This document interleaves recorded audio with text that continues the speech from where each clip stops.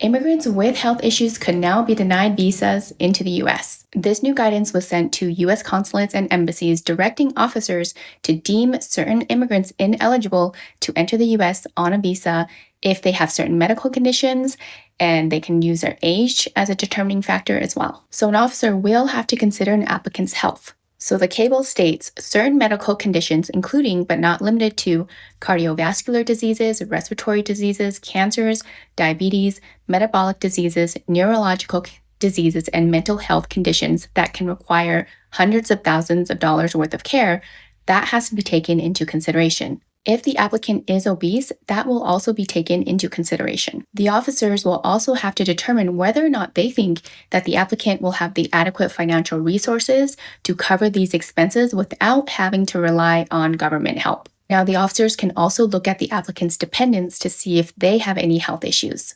And if the dependent has any disabilities or chronic medical conditions or any special needs that would require the applicant to basically care for that person and not be able to work, that will also be taken into consideration. This guidance is going to apply to essentially all visa applicants, but particularly to those who are applying for immigrant visas, who are immigrating permanently to the US as lawful permanent residents. For now, this guidance is directed for those who are applying for immigrant visas abroad, so those who are going through the consulates or embassies, not to those who are applying for adjustment of status in the US to get a green card. If you have any questions about your immigration situation, you can schedule a consultation through the link in my bio, or you can call my office, and that information is also in my bio.